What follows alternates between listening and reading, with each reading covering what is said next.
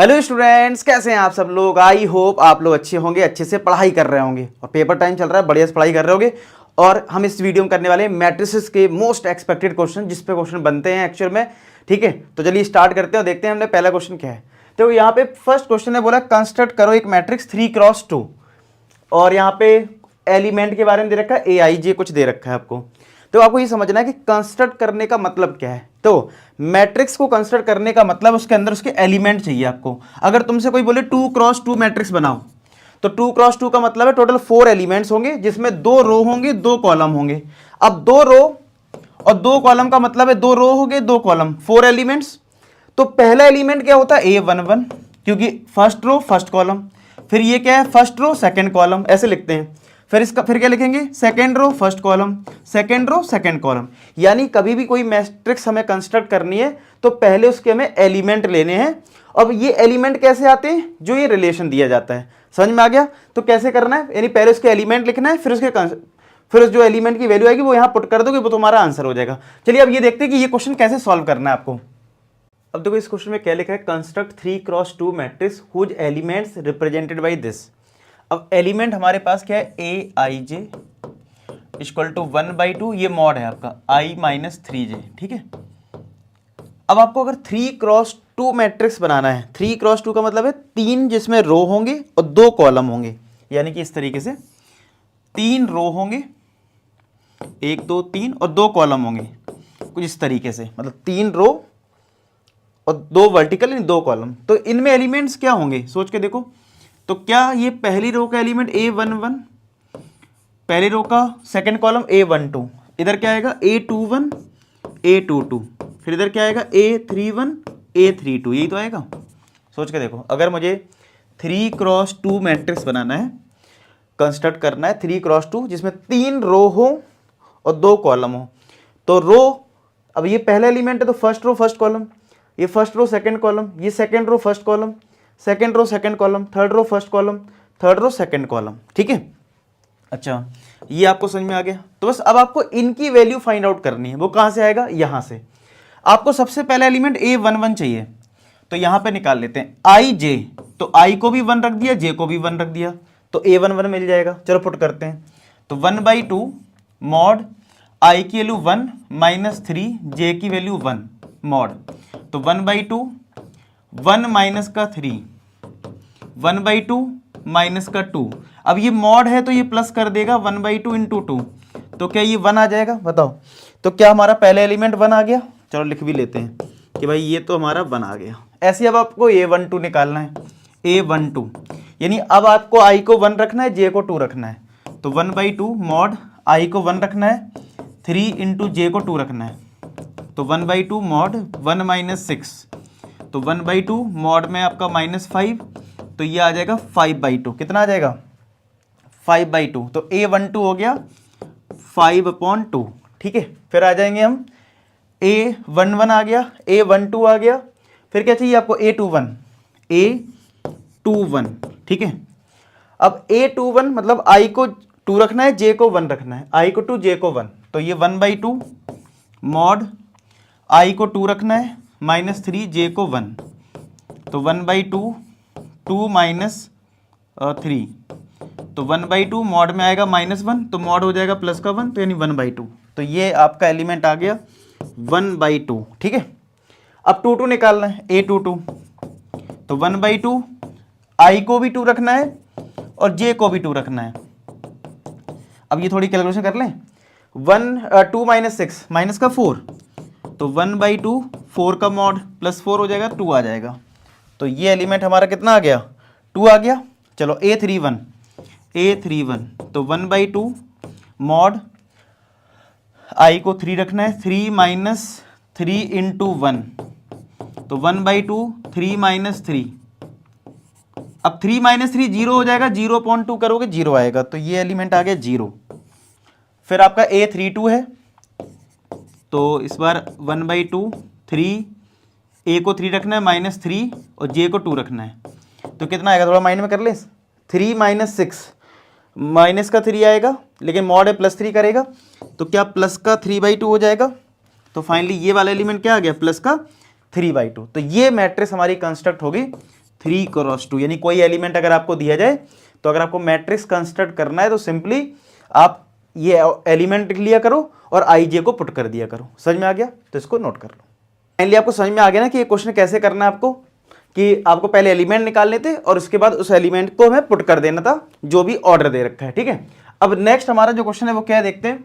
इसे बोला है find the number of all possible matrices of order 3 cross 3 with each entry 0 और 1। मतलब एक हमें बताना है कितनी मैट्रिक्स फॉर्म हो सकती है 3 क्रॉस 3 की अगर उनकी जो एलिमेंट है वो 0 हो या फिर 1 हो। तो एक बताओ, अगर मेरे पास 3 क्रॉस 3 मैट्रिक्स है, ठीक है, क्या 3 क्रॉस 3 मैट्रिक्स है, तो इसमें कितने एलिमेंट होंगे? 9। 3 रो होंगे, 3 कॉलम होंगे, तो 9 एलिमेंट्स आ गए। अब मैं आपसे कहूं हर एलिमेंट को फिल कर सकते हो 0 और 1, तो यानी इस एलिमेंट को फिल करने के नंबर ऑफ वे कितने हो गए? 2। 0 आ सकता है या 1। ऐसी इस एलिमेंट को फिल करने के नंबर ऑफ वे क्या हो गए? 2। ऐसी इसको 2, ऐसी इसको 2, ऐसी इसको 2, ऐसी फिर इसको 2, सबके 2 2 हो जाएंगे। इधर भी 2, इधर भी 2, इधर भी 2। अब आपने परमुटेशन कॉम्बिनेशन किया है तो उसमें आपने सीखा था जो भी नंबर ऑफ वे सेपरेट हैं उन सबको मल्टीप्लाई कर दो, यानी 2 इंटू 2 इंटू 2 इंटू 2 इंटू 2, मतलब 9 बार मल्टीप्लाई कर दो। 3 6 7 8 9। समझ में? तो ये सॉल्व हो गया, कितना आएगा? 2 की पावर 9, और इसको फर्दर सॉल्व करोगे तो 512 आ जाएगा। समझ में आया कैसे करते हैं क्वेश्चन? पक्का? तो आप देख लेना पेपर में कहीं चेंज होके आ जाए, 2 क्रॉस 2 लिख दें कि 2 क्रॉस 2 मैट्रिक्स है और उसमें एलिमेंट की जो एंट्री है वो 0 और 1 है, तो आपको क्या करना पड़ेगा? 4 एलिमेंट लेने पड़ेंगे और हर एक एलिमेंट को नंबर ऑफ वे क्या होंगे? 2 होंगे, 4 बार मल्टीप्लाई कर देना। ठीक है, अब जैसे इस क्वेश्चन में बोला है एक फाइंड करना है x और y हमें गिवन है 2x प्लस वाई इतना है, तो ये तो आसान है कि इसमें हम y की वैल्यू यहां सब्स्टिट्यूट कर देंगे और x हमारा आ जाएगा। अब इस पे एक और क्वेश्चन क्या बन सकता है कि जैसे मैं कहूं 2x plus 3y equal to कुछ एक मैट्रिक्स है, ठीक है, और एक दे दूं 3x plus 5y equal to something एक मैट्रिक्स, और मैं कहूं एक्स वाई निकालो। देखो ये क्वेश्चन फिर भी आसान है कि आपको एक y गिवन है, इस y को यहां सब्स्टिट्यूट कर दो, x आ जाएगा। ठीक है, लेकिन यहां पे क्या है, यहां पे आपको 2 इक्वेशन दे दी हैं, सीधा सब्स्टिट्यूट नहीं कर सकते हो। तो क्या करना है, जो 10th क्लास में एलिमिनेशन मेथड नहीं था कि किसी भी एक वेरिएबल के कोफिशिएंट सेम कर लो, तो हमने क्या करा, ये 2 है इधर 3, तो इस वाली इक्वेशन में मल्टीप्लाई कर लो 3 से, तो ये 6 बन जाएगा, इसमें कर लो 2 से। ठीक है, तो फाइनली क्या होगा, 3 का मल्टीप्लाई इसमें होगा तो ये बन जाएगा 6x प्लस का 9y, और यहां जो मैट्रिक्स होगी उसमें भी 3 का मल्टीप्लाई होगा, ये ध्यान रखना। फिर ऐसे ही यहां पे 2 का मल्टीप्लाई करोगे 6x प्लस का 5y, 5 2 10 हो जाएगा यहाँ, और यहां पे भी 2 का मल्टीप्लाई कर लेना। फिर इन दोनों मैट्रिक्स को माइनस करोगे, देखो 6x कट जाएगा, अब आपको y मिल जाएगा। समझ में आया? और y मिलते ही y को सब्स्टिट्यूट कर देना, फिर तो यही क्वेश्चन बन जाएगा। समझ में आ गया? तो इसको अब इसका पूरा सॉल्यूशन देख लेते हैं, इसका सॉल्यूशन क्या है। ठीक, 8th क्वेश्चन में ऑलरेडी y दे दिया है और x पूछ रहा है। ठीक है, फाइंड x, तो बस ये वाली कंडीशन में पुट करनी है वैल्यू, तो 2x plus Y is equal to यहाँ पे 1 0 माइनस 3 2, ऐसा ये दे रखा है। 2x प्लस वाई कितना दे रखा है, 1 0 माइनस 3 2। तो यहाँ पे आपको क्या करना है, इस y की वैल्यू को यहाँ पुट कर देना है, तो 2x प्लस, तो y की वैल्यू कितनी है यहाँ पे 3 2 1 4 है, इक्वल टू 1 0 माइनस 3 है 2 है। तो अगर इस y की वैल्यू को इस साइड ट्रांसपोज कर दिया जाए तो 2x is equal to 1 0 minus 3 2 minus, इसको यहां माइनस करा तो ये 3 2 1 4 आ जाएगा। क्या आ जाएगा, 3 2 1 4 आ जाएगा। अब आप कहोगे हाँ सर आ जाएगा, तो अब जरा इनको माइनस कर दीजिए, तो 2x इज इक्वल टू क्या आ जाएगा, 2x इज इक्वल टू, देखो 1 माइनस 3 माइनस का 2, 0 माइनस 2 माइनस 2, माइनस 3 और ये माइनस 1 माइनस 4, 2 माइनस का 4 माइनस का 2, चलिए 2 से डिवाइड कर दो, ये डिवाइड में तो जाएगा, तो क्या आ जाएगा x minus 1 minus 1 minus 2 minus 1, ज़्यादा ही माइनस आ गया। ठीक है, चेक कर लेते हैं, तो माइनस 1 माइनस 1 माइनस 2 माइनस 1। ठीक है, अब आ जाओ जरा, नोट कर ली सबने, ले लो स्क्रीनशॉट। ठीक है, तो समझ में आया कैसे करना है इस क्वेश्चन को, कि अगर 2 मैट्रिक्स आपको फाइंड आउट करना है तो हम एलिमिनेशन सब्स्टिट्यूशन या सिंपल क्वेश्चन है तो सीधा सब्स्टिट्यूट करके इसको सॉल्व करते हैं। आगे देखते हैं क्या है। अब ये बहुत सिंपल क्वेश्चन है कि एक मैट्रिक्स ये है, एक मैट्रिक्स ये है और एक मैट्रिक्स ये है और एक्स वाई जेड निकाला है, बीच में लगा इक्वल का साइन, यानी कि ये है इक्वलिटी ऑफ मैट्रिक्स पे क्वेश्चन। यानी आपको करना क्या होगा, पहले इसको सिंप्लीफाई करना होगा, यानी दो मैट्रिक्स को ऐड करना होगा, ठीक है। और जब भी कोई नंबर मैट्रिक्स के बाहर होता है तो वो नंबर अंदर मल्टीप्लाई हो जाता है, ठीक है। और फिर ये और ये जो रिजल्ट आएगा इक्वल टू का साइन है, तो ये ऐसे समझो कि अगर एक मैट्रिक्स मैंने ऐसे लिख दिया एक्स वाई जेड डब्ल्यू और यहां लिख दिया 3 2 1 5 और मैं कहूं एक्स वाई जेड बताओ, तो अगर दो मैट्रिक्स इक्वल हैं तो इनकी करस्पॉन्डिंग एलिमेंट इक्वल होते हैं, यानी एक्स इक्वल टू क्या होगा 3, वाई किसके इक्वल होगा 2 के, जेड किसके होगा 1 के और डब्ल्यू कितना होगा 5। तो ये बीच में अगर इक्वल टू का साइन है तो हमें इस तरीके से करना है कॉन्सेप्ट। तो इसको सिंप्लीफाई कर लो, इसको सिंप्लीफाई कर लो, फिर करस्पॉन्डिंग एलिमेंट को इक्वल कर देंगे, इसका आंसर आ जाएगा। चलो इसका सॉल्यूशन देखते हैं, ठीक है। कैसे करना है कि पहले इस 12 का 3 का मल्टीप्लाई कर लो इसमें, तो कितना आएगा ये 3x 3y 3z और 3w आ जाएगा। क्या करा हमने, 3 का मल्टीप्लाई 3x में कर दिया 3x 3y 3z और 3w, और यहां पे क्या करो, यहां पे भी ऐड कर लो, तो ये x का 4 में ऐड करेंगे तो x प्लस 4 आ जाएगा, 6 का इसमें करेंगे तो 6 प्लस x प्लस y आ जाएगा, -1 का इसमें करेंगे तो माइनस का 1 प्लस का z प्लस w आ जाएगा, और 2w का 3 में करेंगे तो 2w प्लस 3 आ जाएगा। चेक करें इस चीज़ को भी, ठीक है। 2w को 3 में ऐड कर दिया, 2w प्लस 3 आ गया। आया समझ में, देख लो, चेक कर लीजिए इस चीज़ को। आया समझ में सबको बढ़िया से, चीज़ें ठीक है, ओके। अब बस कंपेयर कर लो, तो 3x को x प्लस 4 के इक्वल करो, तो 3x माइनस का x इक्वल टू 4, तो 2x इक्वल टू 4, तो x यहाँ पे कितना आ जाएगा 2।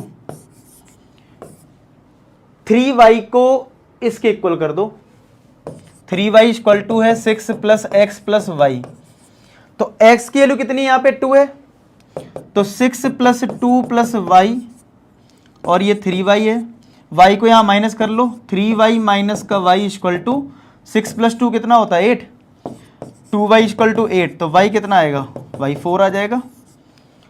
फिर ऐसे ही हम 3z को इसके इक्वल कर लो, ये w निकाल लो पहले, 3w equal to 2w plus 3, तो 3w minus 2w equal to 3, तो w यहाँ से कितना आएगा 3 आ जाएगा। और फिर इसको इसके इक्वल कर दो, 3z equal to -1 plus z plus w, तो हमने w निकाल लिया ना, 3z, इस z को माइनस z कर लो, माइनस का 1 प्लस w 3 है, तो ये 2 आ जाएगा, यहाँ पे 2z, तो z हमारा 1 आ जाएगा। और खुद से करें यार इस टाइप के क्वेश्चंस, तो वीडियो को पॉज करके खुद से करो, मैं हमेशा बोलता हूँ, तो ज़्यादा सीखोगे। 2 4 3 और 1, ठीक है।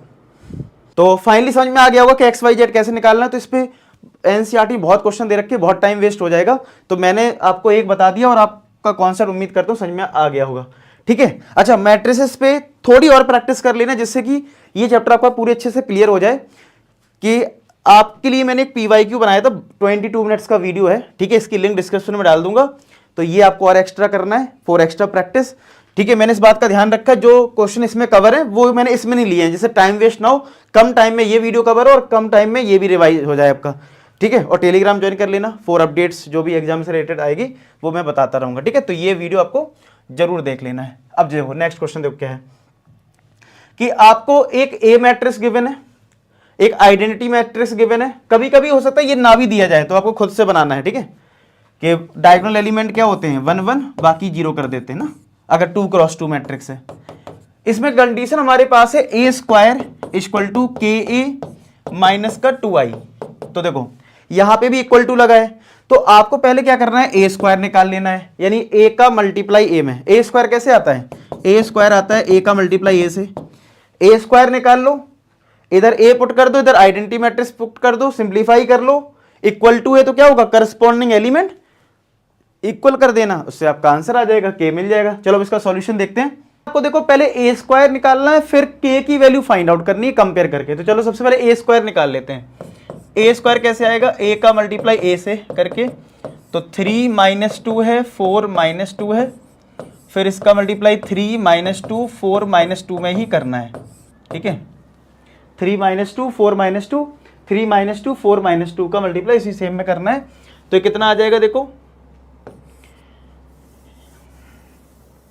ये आपका आ जाएगा 3 का मल्टीप्लाई 3 में करा 9, माइनस 2 का 4 में करेंगे तो माइनस का 8, फिर इसका मल्टीप्लाई इसमें करेंगे 3 into minus 2 minus 6, minus minus plus का 4, फिर ये 4 3 जा 12 माइनस 8, 4 माइनस 2 माइनस का 8 और माइनस माइनस प्लस का 4। चेक करिए ऐसे कुछ आ रहा होगा, यानी ये आपका आ गया 1 माइनस 2 4 और ये माइनस का 4। चेक करें, ये तो आ गया ए स्क्वायर। अब तुम्हें ये किसके इक्वल करना है, ए स्क्वायर इक्वल टू के ए माइनस का 2i। तो ए स्क्वायर के लिए आइए 1 माइनस 2 4 माइनस 4 और के का मल्टीप्लाई ए में करना है। तो इस ए में के का मल्टीप्लाई कर दो, कितना आ जाएगा 3k minus 2k 4k minus 2k minus 2 का मल्टीप्लाई आइडेंटिटी मैट्रिक्स में कर दो आई में, तो 2 0 0 2 आ जाएगा।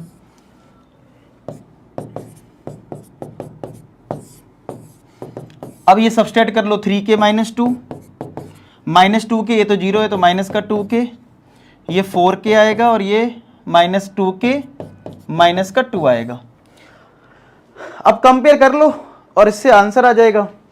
तो 1 बराबर 3k माइनस 2, यानी कि 3k माइनस 2 इक्वल टू 1, तो 3k इक्वल टू 3, तो k कितना आ जाएगा 1 आ जाएगा। सब चाहे किसी से कंपेयर करोगे ना, अब मान लो मैंने इसको इससे कंपेयर कर लिया तो तब भी 1 ही आएगा, किसी को भी कर लो आंसर सेम आएगा।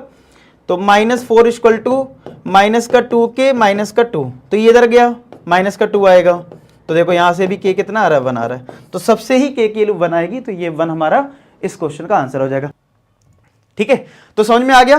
तो पेपर में किसी भी टाइप से ये क्वेश्चन पूछा जा सकता है, ठीक है, कि भाई इधर ए क्यूब कर दें, ए स्क्वायर कर दें, तो वहां उस आपको सब्स्टिट्यूट करना होता है, डरना नहीं है, सिंपल क्वेश्चन आता है इस पर। ठीक है, अब देखो नेक्स्ट, ये थोड़ा लेंथी क्वेश्चन है, ठीक है, तो ये मैंने सिलेक्ट करा है, मैंने कहा कहीं लेंथी क्वेश्चन दे दिया मैट्रिसेस से तो भाई हमारे बच्चे कैसे करेंगे। है मतलब स्टार्टिंग पॉइंट इजी, थोड़ी कैलकुलेशन आपको अच्छे सीखनी है। क्या लिखा है, एक ए मैट्रिक्स है, आई हमारा आइडेंटिटी मैट्रिक्स है ऑर्डर 2, यानी कि आई हमारा हो गया 1 0 0 1, क्योंकि 2 क्रॉस 2 है ना। फिर हमें एक कंडीशन प्रूव करनी कि आई प्लस ए जो है वो कितना है, आई माइनस का ए ब्रैकेट दूसरी मैट्रिक्स है cos alpha minus sine alpha cos alpha. ठीक है, तो सीधी सी बात है। एलएचएस की बात करें तो ये हमारा आइडेंटिटी मैट्रिक्स है और ये हमारा ए मैट्रिक्स है, ऐड कर लो दो मैट्रिक्स को। आरएचएस की बात करें तो पहले आई माइनस ए निकाल लो, यानी कि इन दोनों को माइनस कर लो, ठीक है, और फिर इसके साथ मल्टीप्लाई करो। अब सिंप्लीफिकेशन में आपको काफी कुछ सीखने को मिलेगा।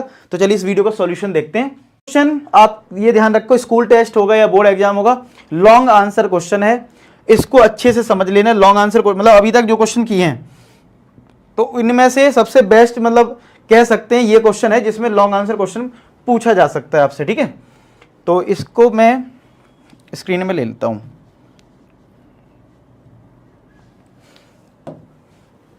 चलो अब देखो इसमें समझते हैं क्या क्या चीजें हैं। इसमें एक तो आपको एक मैट्रिक्स दे रखी है, ठीक है, ए मैट्रिक्स एक दे रखी है, और उसके बाद जो एलएचएस है वो आई प्लस ए है। तो अगर मैं एलएचएस की बात करूं तो एलएचएस है आई प्लस का ए। ठीक है, तो आई प्लस आई आप समझते होगे क्या है, आई मतलब आइडेंटिटी मैट्रिक्स यानी 1 0 0 1, और इसके साथ ए को हमें ऐड करना है। ए हमारा है 0 माइनस का tan अल्फा बाई 2 और ये tan अल्फा बाई 2 और ये 0।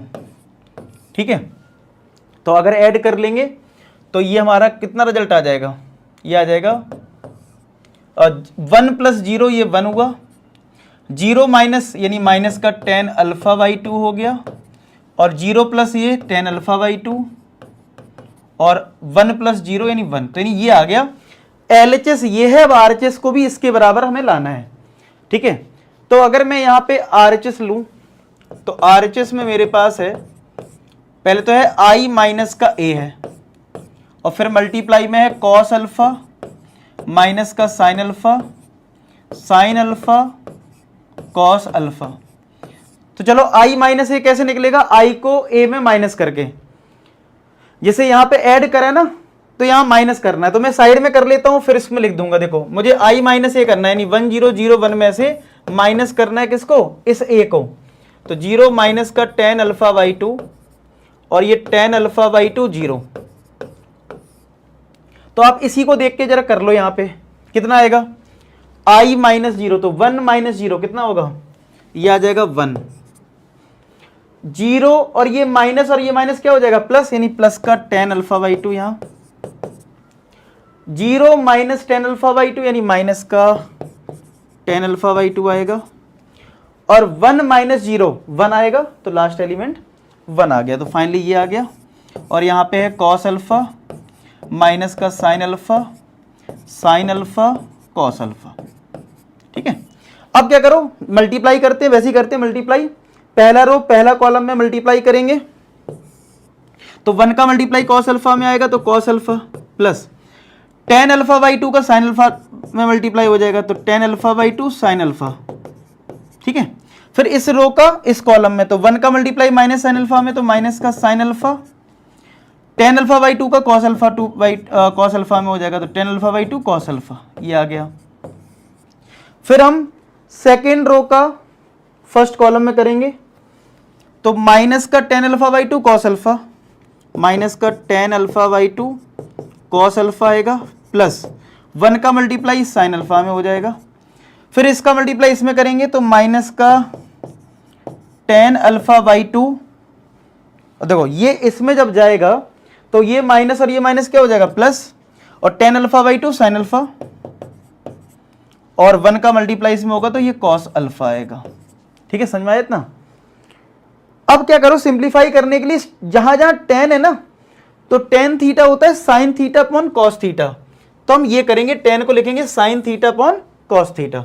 तो कितना आएगा, देखो कॉस अल्फा तो ऊपर चल रहा है, ये कॉस अल्फा, और यहां पे tan को हम लिखने वाले हैं sine alpha by 2 upon cos alpha by 2।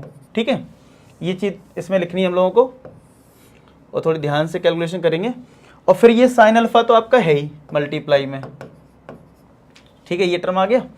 फिर इसमें भी यही सब करना है, तो ये माइनस का साइन अल्फा है, प्लस tan अल्फा बाई 2 को लिख देंगे sine alpha by 2 upon cos alpha by 2, और एक कॉस अल्फा इसके साथ मल्टीप्लाई में। फिर ऐसे ही नीचे ये जो tan अल्फा बाई 2 है, इसको हम लिखेंगे माइनस का sine alpha by 2 upon cos alpha by 2, और फिर है कॉस अल्फा प्लस, फिर है आपका साइन अल्फा, क्या है, फिर आपका प्लस का साइन अल्फा है आपका। ऐसे ही यहां पे tan अल्फा बाई 2 को लिख दो sine alpha by 2 upon cos alpha by 2। ठीक है, फिर है आपका साइन अल्फा मल्टीप्लाई में, और यहां पे आपका है प्लस का कॉस अल्फा, चेक कर लीजिए इस चीज को, प्लस का है कॉस अल्फा। आई होप आपको ये चीज समझ में आ रही होगी। ठीक है, क्लियर है यहां तक सब कुछ समझ में आ रहा है। अब आपको देखो हर जगह कॉस अल्फा बाई 2 दिख रहा है, तो एलसीएम लेना है, यहाँ पे सब जगह कॉस अल्फा बाई 2 का ले लो एलसीएम। तो ठीक है, तो पहले वाले में अगर हमने कॉस अल्फा बाई 2 एलसीएम लिया तो क्या हो जाएगा, कॉस अल्फा तो पहले से है और कॉस अल्फा बाई 2 और आ जाएगा, समझ रहे हो।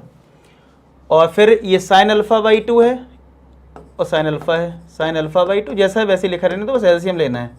ठीक है, ये आ गया पहला वाला टर्म। ऐसे ही इसमें एलसीएम ले लो, कॉस अल्फा बाई 2 इसमें भी एलसीएम ले लो। ठीक है, तो कितना आ जाएगा, ये इधर पहुंच जाएगा, यानी कि माइनस का साइन अल्फा बाई 2, और ये जैसा लिखा है, नहीं cos alpha by 2, sorry cos alpha by 2, मतलब माइनस का sine alpha cos alpha by 2, और फिर है sine alpha by 2 cos alpha. ठीक है, ऐसा है। ठीक है, समझ में आ रहा है इतना, ओके।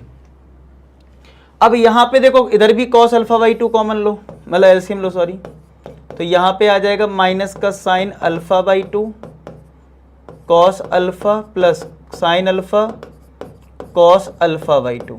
ठीक है, यहाँ पे भी कॉस अल्फा बाई 2 एलसीएम ले लो, तो ये साइन अल्फा बाई 2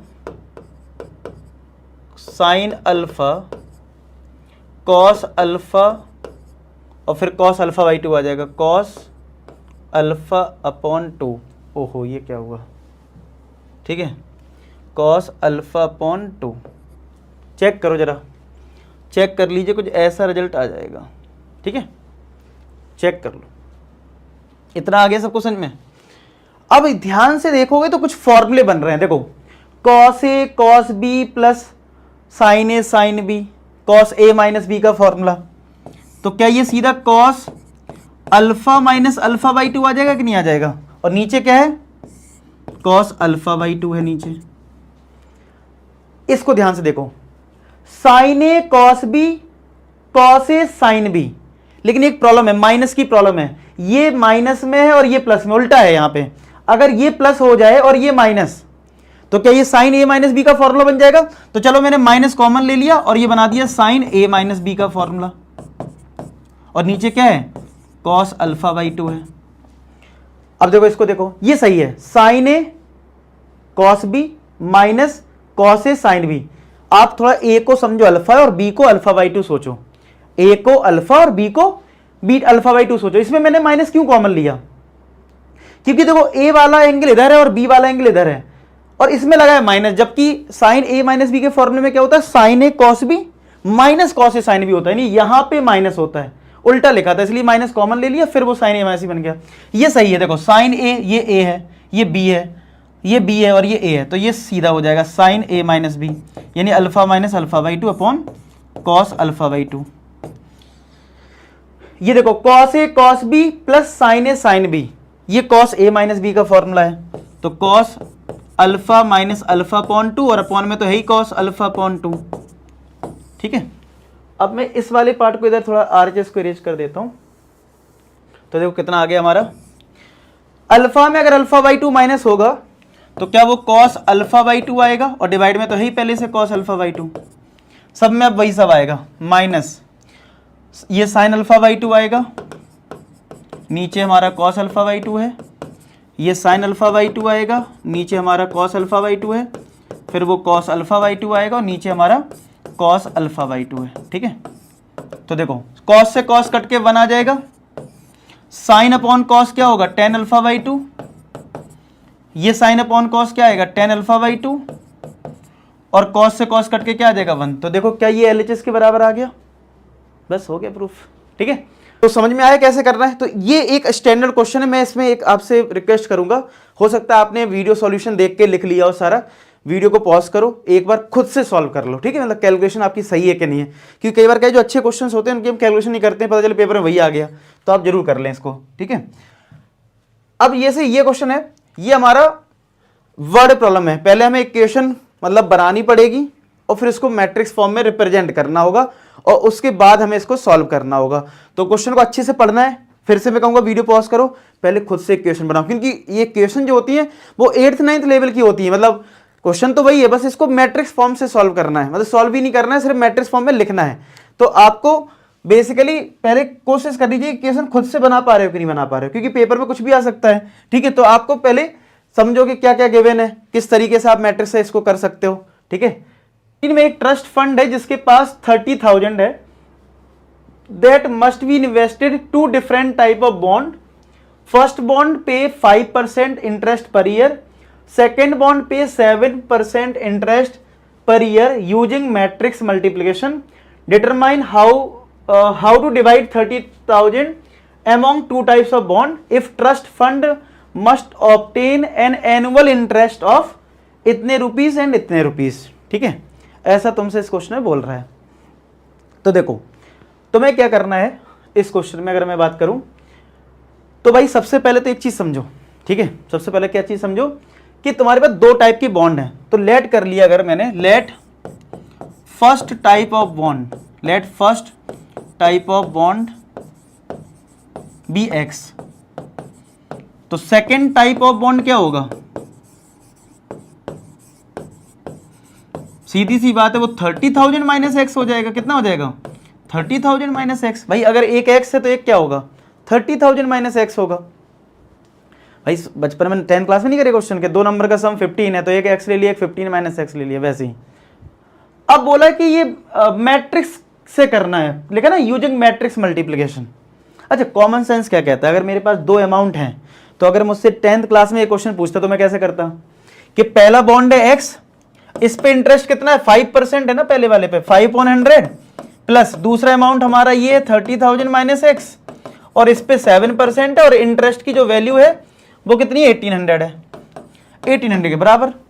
लेकिन बस ये चीज जो हमें पता है 10th क्लास की या 8th में भी करे हो कभी, ठीक है, तो ये चीज जो है वो हमें मैट्रिक्स मल्टीप्लिकेशन से करना है। यानी कि हमें एक मैट्रिक्स में इन 2 अमाउंट को लेना पड़ेगा। तो अमाउंट को लेने के लिए हमने एक एक्स लिख लिया और यहां पे 30,000 माइनस एक्स लिख लिया। क्या करा हमने? सबसे पहले क्या करा? एक मैट्रिक्स में अमाउंट लिख दिया और दूसरे मैट्रिक्स में इनके इंटरेस्ट लिख देंगे। अच्छा, अब आप मुझे बताओ, अगर इस मैट्रिक्स का 1 into 2, एक रो है 2 कॉलम है, तो जाहिर सी बात है इस मैट्रिक्स में ये वाला एलिमेंट अगर 2 है तो इधर 2 चाहिए होगा। तो क्या 2 into 1 नहीं होगा इसका ऑर्डर? यानी 2 रो होंगे और एक कॉलम होगा। तो एक में इंटरेस्ट है 5% यानी 5/100 और एक में 7/100। क्या ये मैट्रिक्स फॉर्म हो गया? और ये किसके बराबर है? पहले वाले पार्ट में 1800 के बराबर है। किसके बराबर है? 1800 के बराबर है। बस अब सॉल्व कर दो। वही x इंटू 5/100, ठीक है, plus 30,000 minus x into 7/100 equal to 1800। अब यहां से x निकाल लो, अब यहां से x फाइंड आउट कर लो। अच्छा, सेकंड पार्ट बिल्कुल सेम है, बस 2000 कर दिया गया 1800 की जगह। चलो पहले फर्स्ट पार्ट कंप्लीट कर लेते हैं, फिर सेकंड कर लेंगे। तो सबसे पहले क्या करो, 100 एलसीएम ले लो। तो 100 अगर एलसीएम लिया तो ये 5 का x में मल्टीप्लाई हो गया 5x आ जाएगा, प्लस 7 का 3 में मल्टीप्लाई होगा तो 21 और 4 जीरो लग जाएंगे यहाँ पे, और माइनस का 7x इक्वल टू 1800। अब 2 जीरो को यहाँ भेज दोगे तो 18 और 4 जीरो से हो जाएंगे यहाँ पे, और ये 5x minus 2x, sorry 5x minus 7x minus का 2x हो जाएगा, प्लस का 21 और 4 जीरो। अब इसको यहां भेज के माइनस करोगे तो माइनस का 3 बचेगा और 4 जीरो आएंगे, माइनस का 2x, तो जीरो से जीरो कट गया, तो x आ जाएगा 15,000। क्या आ जाएगा इस वाले पार्ट के लिए? इस वाले पार्ट के लिए हमारा पहला अमाउंट आ जाएगा 15,000, तो फर्स्ट बॉन्ड हमारा आ जाएगा इस वाले के लिए वो 15,000 आएगा, और दूसरा बॉन्ड भी 15,000 ही आएगा। दूसरा जो बॉन्ड होगा, क्यों? क्योंकि 30,000 में अगर 15,000 माइनस करोगे तो 15,000 ही तो बचेगा। तो ये पहले वाले पार्ट का आंसर हो गया। सेकंड पार्ट में आपको क्या करना है, ये नोट कर लीजिए। सेकंड पार्ट में सब कुछ सेम रखना है, बस इस राइट साइड में बस 2000 कर लीजिए। तो यहां पे 2000 होगा, तो यहां पे 2000 होगा, तो यहां पे कितना आ जाएगा? 2000 होगा यहां पे, और 2 जीरो और आ जाएंगे, ठीक है। तो कितना बचेगा यहाँ पे? तो ये तुम्हारा कितना हो गया? ये तुम्हारा बन रहा है 2,10,000 ना, ये बन रहा है देखो 2,10,000 है और ये 2 लाख ही है, तो 10,000 बचेगा। इसमें कितना बचेगा? तो यहाँ पे आएगा कितना? माइनस का 10,000, ठीक है। 10,000 आया तो माइनस से माइनस कटा, तो x आएगा 5,000। क्या आएगा? x आ जाएगा 5,000। तो एक बॉन्ड हो गया 5,000, तो एक आ जाएगा फिर 25,000, क्योंकि दूसरा बॉन्ड क्या है? 30,000 माइनस एक्स है ना। तो चेक कर लो, क्या यही आंसर आ गए? 2 टाइप बॉन्ड, 5,000 25,000, ठीक है, सही है। तो उम्मीद करता हूं ये आपको पूरा अच्छे से कॉन्सेप्ट समझ में आ गया होगा, कैसे आपको इसको सॉल्व करना है, ठीक है। चलिए नेक्स्ट करते हैं। अब देखो यहां क्वेश्चन में क्या है, बोला एक्सप्रेस करो एक मैट्रिक्स को as a sum of symmetric and skew symmetric. Paper में ये चीज जो है, फिलहाल ये क्वेश्चन में 3x3 है, पेपर में हो सकता है 2x2 आ जाए, ठीक है। पेपर में क्या आ जाए? 2x2, लेकिन सॉल्व करने का प्रोसेस सेम होगा। तो मैं एक समझ लेता हूं कि अगर मुझसे कोई बोले कि एक मैट्रिक्स को as a sum of symmetric and skew symmetric लिखना है तो आपको ध्यान ये रखना है कि कोई मैट्रिक्स ए है, हालांकि इधर बी दे रखा है, मान लो मैं ए के लिए बात कर रहा हूं, तो आपको क्या करना है, इस मैट्रिक्स को रिप्रेजेंट करना है किसमें, सिमेट्रिक प्लस स्क्यू सिमेट्रिक, ठीक है, स्क्यू सिमेट्रिक। कहने का मतलब ये है कि जैसे मैं कहूं 5 को लिखो as a sum of 3 and 2, ठीक है, मतलब क्या मैंने कहा कि 5 को रिप्रेजेंट करो as a sum of 3 and 2, तो वैसे ही इसमें यहां पे बोला गया है कि ए को रिप्रेजेंट करो as a symmetric and skew symmetric.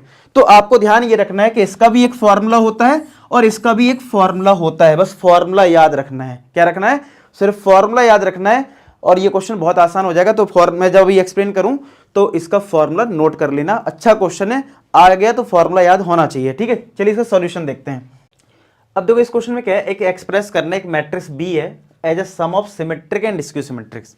अब ये एक ऐसा क्वेश्चन आता है, कभी कभी ऐसा बी नहीं लिखेंगे यहाँ पे, ठीक है, सिर्फ ये मैट्रिक्स दे देंगे, कह देंगे इस मैट्रिक्स को एज अ मतलब लिखो sum of symmetric and skew symmetric, यानी कि आपसे कहना चाहता है कि कोई एक मैट्रिक्स है जिसको आपको लिखना है as a sum of symmetric matrix and skew symmetric matrix, sum of symmetric matrix plus skew symmetric matrix, ऐसा लिखना है तुम्हें। तो इसका फॉर्मूला होता है, ठीक है, इसका सीधा सीधा फॉर्मूला होता है कि जो भी मैट्रिक्स है अगर उसको सिमेट्रिक प्लस स्क्यू सिमेट्रिक में लिखना है तो सिमेट्रिक वाले को पी लेना है और स्क्यू सिमेट्रिक वाले को आपको क्यू लेना है, मतलब A equal to P plus Q. फिलहाल यहाँ पे बी लिख दिया है तो बी है, तो यानी बी हमारा है पी प्लस क्यू, पी हमारे लिए सिमेट्रिक है और क्यू हमारे लिए स्क्यू सिमेट्रिक है, ठीक है। तो बस पी और क्यू पता करना है, और पी और क्यू कुछ नई चीज नहीं है, पी और क्यू का फॉर्मूला होता था।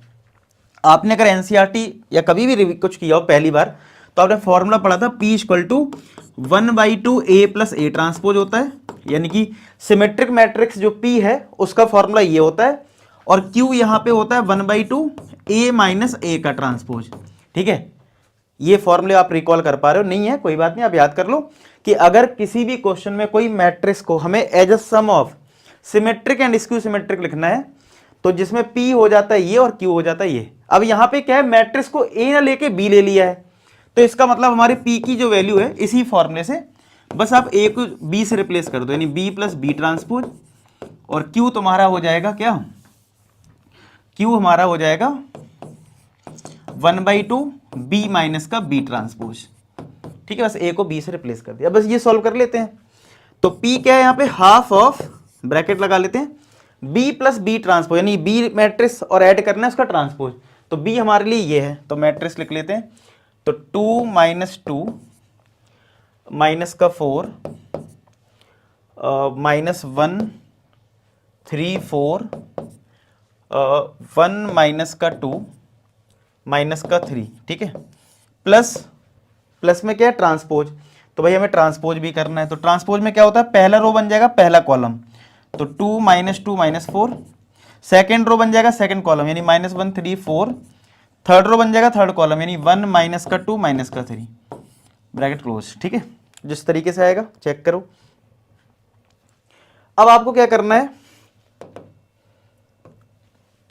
ऐड कर लेना है, ठीक है, और 2 से डिवाइड कर लेना है। तो P हमारा क्या हो गया, P हमारा आ जाएगा, अब P हमारा आ जाएगा P इक्वल टू 1/2 ब्रैकेट, ठीक है, या मैट्रिक्स लिख लेते हैं सीधा, ऐड करना, देखो 2 + 2 कितना होता है 4, -2 और ये माइनस का 1 माइनस का 3, -4 + 1 माइनस का 3, -1 - 2 माइनस का 3, 3 + 3 6, 4 - 2 प्लस का 2, 1 - 4 माइनस का 3, -2 ये प्लस का 2, -3 -6 ये आ जाएगा। अब 2 से डिवाइड कर दें तो P हमारा क्या आ जाएगा, ये आ जाएगा, कितना हमारा आएगा देखो, तो फाइनली हमारा P हो जाएगा, P हमारा आ गया 1/2, ये हो जाएगा 2 माइनस का 3/2 माइनस का 3/2 माइनस का 3/2, 6 में 2 से डिवाइड होगा 3, और ये 1 माइनस का 3/2, ये आपका 1 और ये माइनस का 3, तो ये हमारा फाइनली P आ जाएगा। अब आपको Q फाइंड आउट कर लेना है, ठीक है। तो Q हमारा क्या है, half of B minus B transpose, ठीक है। तो इस माइनस करना है इस बार, तो हाफ ब्रैकेट और दो मैट्रिक्स को हमें माइनस करना है इस बार, तो माइनस करना है, यहाँ पे लिख लेते हैं। चलो B कितना था, B हमारा ये है 2 माइनस 2 माइनस 4 माइनस 1 3 4, फिर आपका 1 माइनस का 2 माइनस का 3 माइनस बी ट्रांसपोज हमारा ये है 2 माइनस 1 1, सॉरी हाँ ट्रांसपोज हमने ऑलरेडी लिख रखा है ना, तो माइनस 2 3 माइनस 2 और ये माइनस का 4 4 माइनस का 3। अब इन दोनों को हमें माइनस करना है, तो Q हमारा क्या हो जाएगा, Q इक्वल टू 1/2, चलो माइनस करो, 2 माइनस 2 क्या ये 0 आ जाएगा, माइनस 2 माइनस माइनस ये प्लस हो जाएगा, तो माइनस 2 प्लस 1 माइनस का 1, ये माइनस 1 और ये माइनस का 4 यानी माइनस 5। इसको इसके साथ करेंगे तो ये देखो प्लस 2 हो जाएगा, प्लस 2 माइनस 1 प्लस का 1, 3 माइनस 3 ये 0 आ जाएगा, 4 ये प्लस हो जाएगा 6 हो जाएगा, 1 माइनस 4 ये प्लस 4 हो जाएगा यानी 5 हो जाएगा, और माइनस 2 प्लस माइनस 4 माइनस का 6 और ये 0 हो जाएगा। चेक करो इतना कुछ आ रहा है। अब हम यहाँ पे 2 से डिवाइड कर देंगे तो Q फाइनली आ जाएगा हमारा 0 माइनस का 1/2 माइनस का 5/2 1/2 0 3 5/2 माइनस का 3 और ये 0, यही आएगा 2 से डिवाइड करने पे। अब आपसे ये बोला गया था कि इस मैट्रिक्स को as a sum of symmetric and skew symmetric लिखो, यानी कि ये लिखना था P प्लस Q।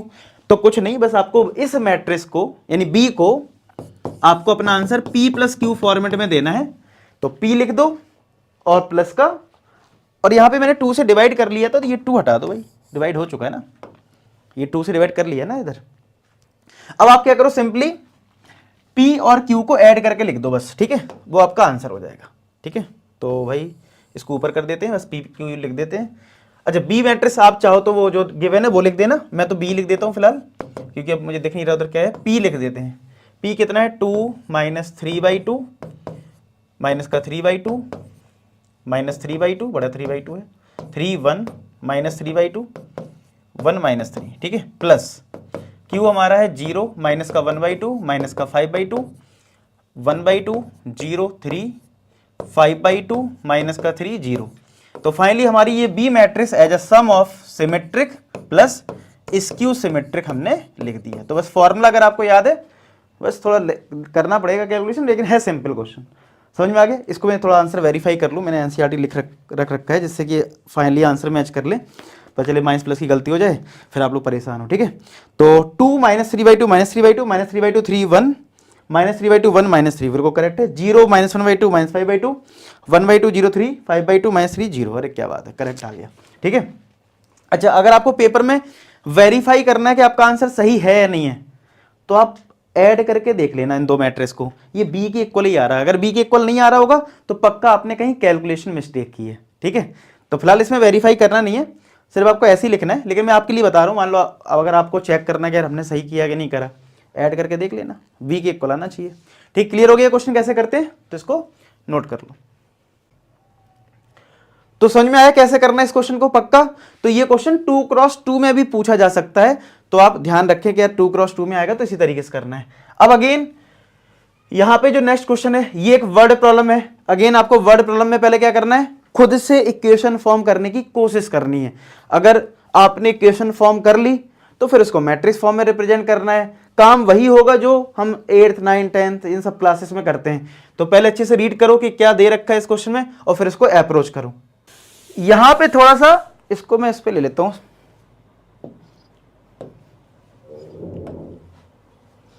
देखो इसमें क्या है,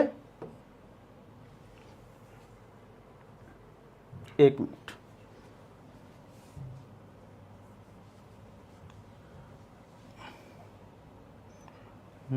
ठीक है। तो इसमें देखो क्या है हमारे पास, ये हटा लेता हूं, एक मिनट रुक जाओ, एक मिनट रुको। तो यहां पे हम इस क्वेश्चन को ले रहे हैं, अब ठीक है। तो पढ़िए क्या लिखा है, एक manufacturer produces 3 product XYZ, he sells into market, annual sales are indicated below. यानी एक मार्केट 1 है और एक मार्केट 2 है, ये 1 2 और ये इसके प्रोडक्ट हैं। जैसे मार्केट 1 में इतने सारे प्रोडक्ट हैं, 10,000 2,000 18,000, ठीक है। क्योंकि हमारे पास प्रोड्यूसेस 3 प्रोडक्ट, 3 प्रोडक्ट प्रोड्यूस कर रहा है वो, ठीक है। ऐसी मार्केट 2 में ये प्रोडक्ट है इतने, फिर क्या लिखा है, unit sale price of XYZ इतने इतने इतनी, ठीक है, respectively. Find the total revenue of each market. देखो आप बताओ रेवेन्यू किस पे डिपेंडेंट होता है, कि आपके प्रोडक्ट कितने हैं और हर प्रोडक्ट की कॉस्ट कितनी है। जैसे फॉर एग्जाम्पल मैं कहूं मेरे पास ये मार्कर है और इसकी कॉस्ट है 25 रुपीज, और तुमने 10 मार्कर बेच दिए तो कितना कॉस्ट हो गया, 250। आपने क्या किया, आपने सिंपली यही तो कॉन्सेप्ट लगाया कि 25 का मार्कर है, 10 मार्कर बेच दिए, 250 आ गया, यानी मल्टीप्लाई कर रहे हो। इसका मतलब यहां मल्टीप्लाई होना, दैट्स ऑल, ठीक है। तो आपने क्या करा, इसमें जो पहला पार्ट है टोटल रेवेन्यू का, तो जो टोटल रेवेन्यू निकालना है मैट्रिक्स मेथड से, टोटल रेवेन्यू की अगर मैं बात करूं तो वो कैसे निकलेगा, एक मैट्रिक्स में क्या करो, ये प्रोडक्ट लिख लो, मतलब एक मैट्रिक्स ले लो जिसमें ये लिख लो प्रोडक्ट, यानी कि 10,000, 2,000, 18,000, इस तरीके से ये अपने प्रोडक्ट लिख दिए। इधर 6,000, ये 20,000 और ये 8,000, ठीक है, ये हमने लिख लिया। तो ये तो प्रोडक्ट है, इसका मल्टीप्लाई करना है किसमें, इसकी कॉस्ट, सेलिंग प्राइस क्या है, सेलिंग प्राइस ये है। अब थोड़ा दिमाग लगा लो, देखो ये मार्केट 1 है और ये मार्केट 2 है, मैट्रिक्स में ये रिप्रेजेंट कर रहा है, ये मार्केट 1 है और ये मार्केट 2 है। तो अगर इसका मल्टीप्लाई करना है तो थोड़ा दिमाग लगाओ, इसका ऑर्डर कितना है, 2 रो है 3 कॉलम है, 2 रो है 3 कॉलम। इसका मतलब जो नेक्स्ट मैट्रिक्स होगी उसमें 3 रो तो पक्का होगी, क्योंकि ये एलिमेंट तो सेम होता है ना, ठीक है। और कॉलम कितना होगा, सिर्फ एक ही तो होगा, क्योंकि ऑलरेडी 3 की ही तो कॉस्ट प्राइस दे रखी है भाई, हमारे पास 3 ही टाइप के तो प्रोडक्ट हैं। तो 3 × 1 लेना पड़ेगा, जिसमें हम यहां पे 2.5 ले लेंगे, यहां पे 1.5 ले लेंगे, और ये 1.00 लिखने की जगह 1 लिख लो सीधा, ठीक है। बस मल्टीप्लाई कर दो और आपका आंसर आ जाएगा। चलो कर लेते हैं मल्टीप्लाई। तो पहले इसका मल्टीप्लाई इसमें होगा, तो 10,000 का मल्टीप्लाई 2.5 में करेंगे तो 25 आएगा, ठीक है। और एक जीरो तो इसकी ये हटा देगा, 3 जीरो आ जाएगा, यानी 25,000 आ गया, ठीक है। फिर इसका मल्टीप्लाई इसमें होगा तो 15 2 जा 30 होगा, ठीक है। तो 15, अब ये देखो मल्टीप्लाई करना है, खुद से कर लेना, 15 2 जा 30 होता है, तो पॉइंट लगा यानी 3 आया, और ये 3 जीरो इसमें रहेंगी, 3 जीरो इसमें ये रहेगी, ठीक है। फिर और कितना आ रहा देखते हैं, प्लस 18,000 का 1 में मल्टीप्लाई होगा तो 18,000 आएगा, ठीक है। फिर ऐसे ही हम इसका मल्टीप्लाई इसमें करेंगे, तो 6 का मल्टीप्लाई 2.5 में करेंगे तो 150 होता है, तो पॉइंट लगेगा यानी 15 हुआ, 15 और 3 जीरो यानी 15,000। अब सेकेंड रो का फर्स्ट कॉलम में हो रहा है, 2 का मल्टीप्लाई 1.5 में करेंगे 30 हुआ 3, और 4 जीरो है तो 4 जीरो रहेगा, ये मतलब खुद से करना मल्टीप्लाई यार, 8,000।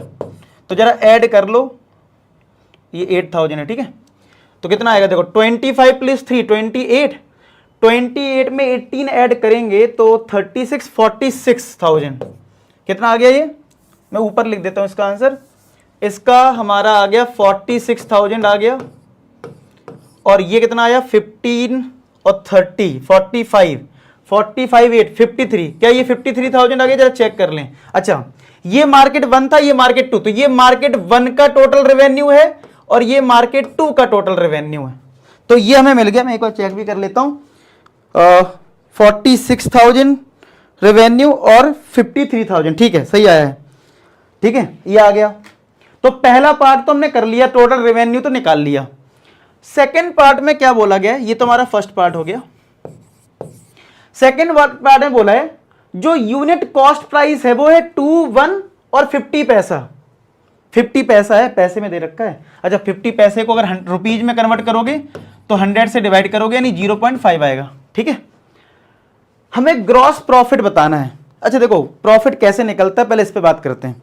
जैसे ये मार्कर है, अगर मैंने इसको 25 रुपए में बेच दिया और इसकी कॉस्ट प्राइस थी 20 रुपए, तो मेरा प्रॉफिट क्या हुआ कि जो सेलिंग प्राइस है उसमें कॉस्ट प्राइस को माइनस कर दो। तो पहले तो हम लोग क्या करेंगे, टोटल कॉस्ट प्राइस पता कर लेंगे, टोटल कॉस्ट कितनी हमें लग रही है, मतलब जो प्रोडक्ट हम बना रहे हैं इसमें कॉस्ट कितनी लग रही है, पहले वो निकाल लेंगे। और फिर प्रॉफिट निकालने के लिए जो हमने रेवेन्यू निकाल रखा है ना, और जो अभी टोटल कॉस्ट आएगी उसको माइनस कर देंगे। ठीक है, तो पहले टोटल कॉस्ट कैसे निकलेगी, अगेन इसी तरीके से लिखेंगे 10,000, 2,000, 18,000, 6,000 और ये 20,000 और ये 8,000। ठीक है, और ये हमारा मार्केट 1 है और ये मार्केट 2 है, और इसकी कॉस्ट प्राइस अब हमें दे रखी है कितनी, 2 है, 1 है और 0.5 है। ठीक है, तो देखते हैं कितनी आ रही है कॉस्ट प्राइस हमें। तो पहला रो पहले कॉलम में जब मल्टीप्लाई होगा तो 10 का मल्टीप्लाई 2 में होगा तो 20,000, 2,000 का 1 में मल्टीप्लाई होगा तो 2,000 प्लस 0.5 का अगर मल्टीप्लाई कर दोगे तो ये 9,000 आ जाएगा। कितना आ जाएगा, 9,000। फिर 6,000 का 2 में करेंगे तो 12,000, फिर 1 में करेंगे तो 20,000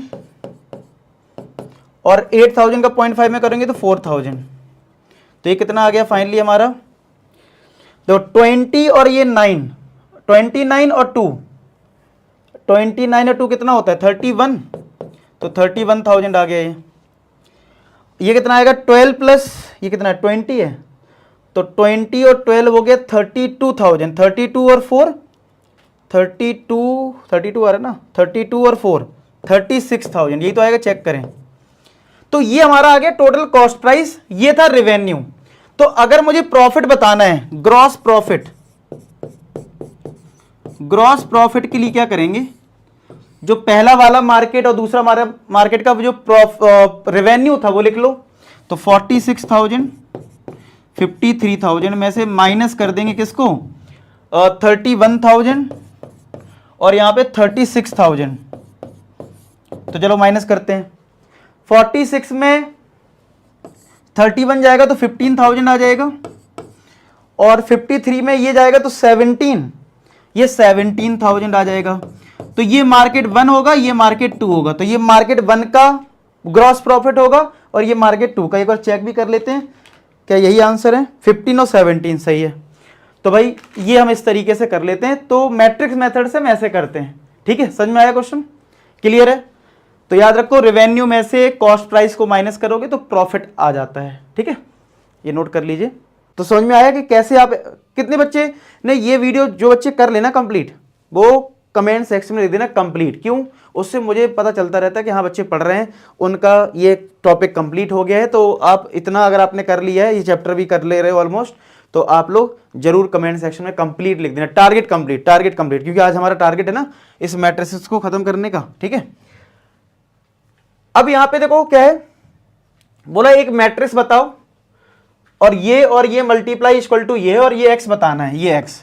अच्छा गलती से ये मत कर देना कि कुछ लोग सोचें कि ये मैट्रिक्स है और ये एक्स है, एक्स अंदर मल्टीप्लाई कर दिया, x 2x 3x 4x 5x 6x, समझ रहे हो, ऐसे मत लिख देना, गलत हो जाएगा। अगर कभी मैट्रिक्स में कोई नंबर मल्टीप्लाई में है, जैसे 2 मल्टीप्लाई में है और इधर लिखा है मान लो 1 2 3 4 5 6, तब तो ये 2 मल्टीप्लाई हो जाएगा अंदर, 2 इंटू 1 2, 2 2 जा 4, 2 3 जा 6 8 10 12, तो 2 का मल्टीप्लाई हो जाएगा, कोई दिक्कत नहीं है। ठीक है, ये 2 का अंदर मल्टीप्लाई कर लेंगे। लेकिन अगर ये नंबर की जगह मैट्रिक्स है तो मैट्रिक्स मल्टीप्लाई नहीं होती है, तो मैट्रिक्स को हमें मैट्रिक्स फॉर्म में लिखना पड़ेगा, और मैट्रिक्स फॉर्म लिखने के लिए उसके एलिमेंट्स लिखने होंगे।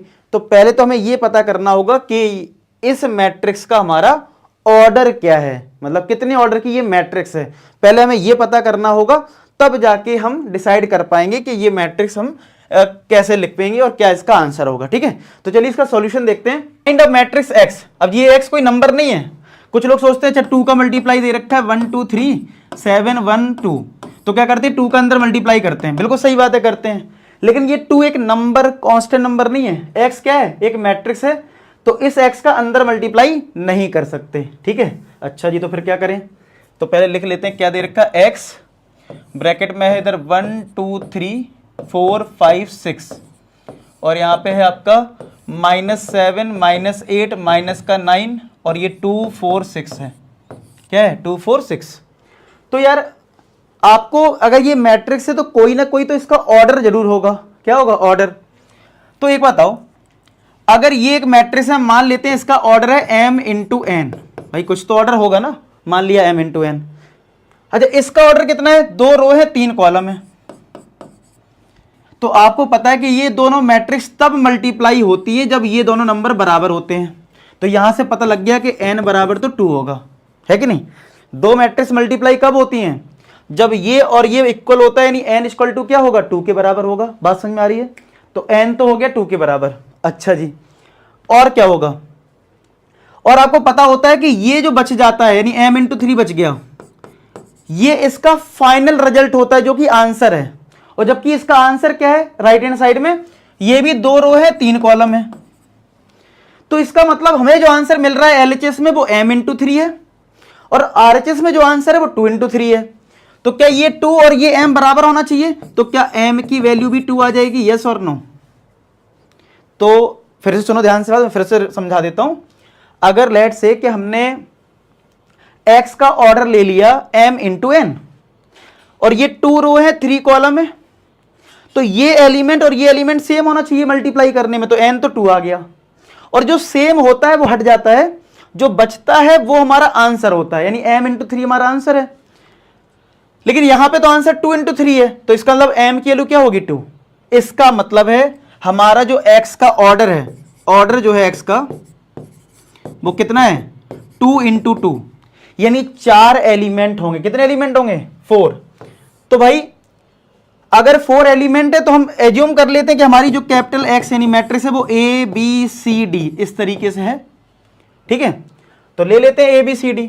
तो हमने कैपिटल X को ले लिया ABCD, ठीक है, और इसका मल्टीप्लाई करना है इसके साथ 1 2 3 4 5 6, और राइट साइड है इसका -7 -8 -9 2 4 6, ठीक है। ये है इस तरीके से। अब बस इसमें मल्टीप्लाई करते हैं, चलो कर लेते हैं मल्टीप्लाई। पहला रो पहला कॉलम तो a प्लस 4b, पहला रो दूसरा कॉलम तो 2a प्लस 5b, पहला रो तीसरा कॉलम 3a प्लस 6b, पहला रो दूसरा दूसरा रो पहला कॉलम तो c plus 4d, 2c plus 5d, 3c plus 6d, ऐसे आ जाएगा। इक्वल टू में क्या है, -7 2 -8 4 -9 6। अब तुम्हें कंपेयर करके ABCD निकालना है।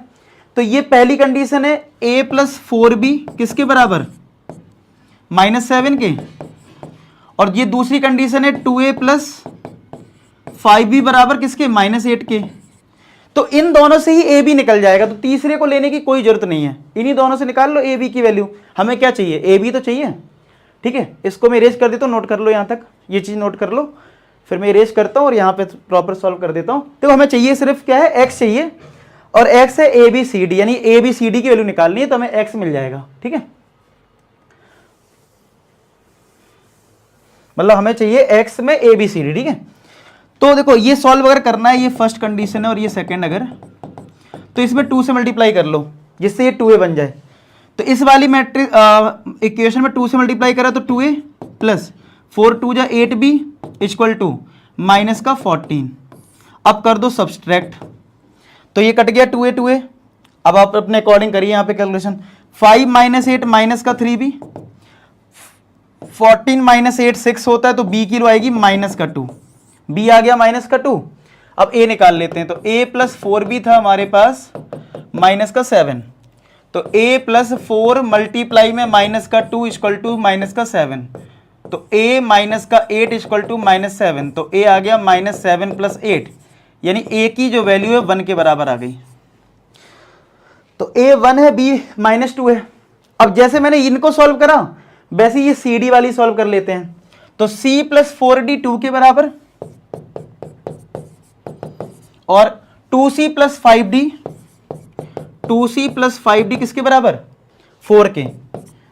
तो ये अगर मेरी थर्ड कंडीशन है और ये फोर्थ है, तो इसमें 2 से मल्टीप्लाई कर लो ये 2c बनाने के लिए। तो 2c प्लस 4 2 जा 8d equal to 4, minus minus minus, 2 से 2c कट गया, 5 -8 माइनस का 3d ये 0।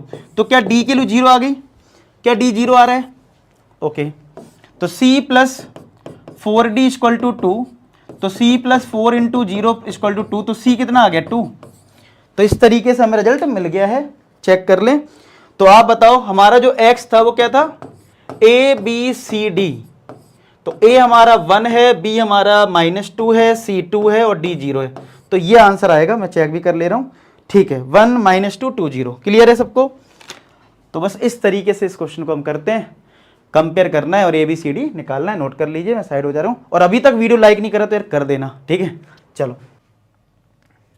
तो समझ में आया, पेपर में कुछ और भी चेंज होके आ सकता है, बस आपको इस पे फोकस करना है। जैसे एग्जांपल ले लूं, जैसे मैं कहूं एक मैट्रिक्स एक्स बताओ और यहां पे कोई मैट्रिक्स दे दूं 2 इंटू 2 की और यहां भी दे दूं 2 इंटू 2 की राइट हैंड साइड में, तो आपसे बोलूं एक्स का ऑर्डर क्या होगा। अब कमेंट सेक्शन में, या कमेंट सेक्शन छोड़ो, आप वीडियो पॉज करके बताओ, सोचो कि ये एक्स का ऑर्डर क्या होगा। लगाओ दिमाग, लगा लिया?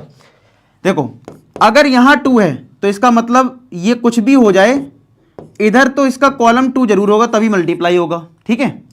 अब ये जो ये नंबर यहां होगा और ये सेम होना चाहिए राइट हैंड साइड के, तो भैया इधर क्या होगा, 2 होगा ना, तभी तो 2 क्रॉस 2 आएगा। तो इसका मतलब x का जो ऑर्डर होगा वो 2 क्रॉस 2 होगा। तो इस पे घुमा के कोई क्वेश्चन दे दें, घुमाने का मतलब है ऑर्डर बदल दें, तो आप कंफ्यूज मत हो जाना, समझ रहे हो। तो आपको ये लॉजिक पता होना चाहिए कि इस मैट्रिक्स का जो कॉलम होगा और इस मैट्रिक्स का जो रो है वो सेम होना चाहिए, और जो बच गया यानी ये और ये, तो जो बचा है वो राइट हैंड साइड के बराबर होना चाहिए। तो उससे हम बड़े आराम से इस x का ऑर्डर निकाल सकते हैं। इस पे क्वेश्चन पूछा जा सकता है, समझ में आया। अब जैसे ये एक लास्ट क्वेश्चन है, इसमें हमें सिंप्लीफाई करना सीखना है, ठीक है। तो अगर किसी भी क्वेश्चन में i प्लस ए है, ठीक है, क्या है, i प्लस ए है या फिर i माइनस ए है, तो मैं आपको एक चीज बता दूं कि इसमें आप सीधा i प्लस ए का होल क्यूब, ठीक है, ओपन कर सकते हो, मतलब a प्लस बी का होल क्यूब लगा सकते हो।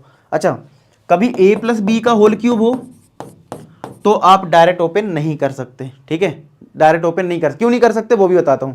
क्योंकि i और a में क्या खास बात है कि i और a का मल्टीप्लाई a i के इक्वल होता है, इसलिए इसमें डायरेक्ट लगा सकते हैं, क्योंकि आइडेंटिटी मैट्रिक्स है ना।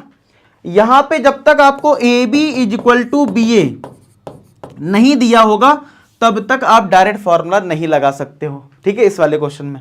तो आपको कैसे करना है कि अगर a प्लस मतलब i प्लस ए का होल क्यूब है, तो आपके पास जो फॉर्मूला है ना a प्लस बी का होल क्यूब, जो हम बचपन से सीखते हैं, a cube plus B cube plus का 3a square B plus 3ab square, तो पर्टिकुलर आप इस क्वेश्चन में ये फॉर्मूला अप्लाई कर सकते हो, कोई दिक्कत वाली बात नहीं है। अब मैं करके दिखा देता हूं, जैसे देना i प्लस ए का होल क्यूब है माइनस का 7 है, तो a प्लस बी का होल क्यूब क्या होता है, i क्यूब, मतलब a cube plus B cube plus 3a square B plus का 3ab स्क्वायर माइनस का 7 है, यही होगा।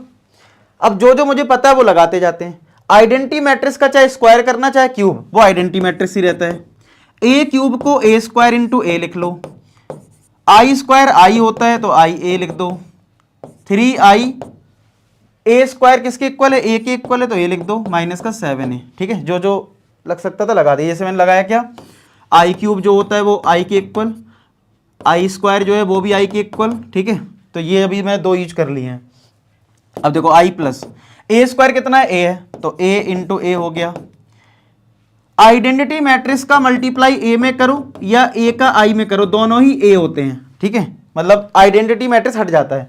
तो ये 3a आ जाएगा, ये a बन जाएगा, 3a आ गया माइनस का 7a, तो i plus a into A square हो जाएगा, 3a प्लस का 3a माइनस का 7a, तो i प्लस ए स्क्वायर किसके इक्वल है, a के,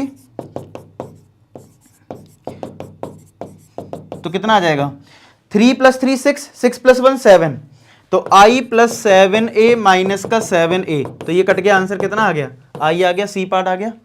तो समझ में आया। तो पेपर में हो सकता है स्क्वायर दे दें यहाँ पे i प्लस ए का होल स्क्वायर, तो आप यहाँ पे क्या करना, a प्लस बी का होल स्क्वायर लगा देना, ठीक है, लगा सकते हो, ध्यान रखना, ठीक है, i प्लस ए होना चाहिए और या फिर i माइनस ए, ठीक है। तो ये इस तरीके से करते हैं। तो उम्मीद करता हूँ सारे क्वेश्चन समझ में आ गए हों।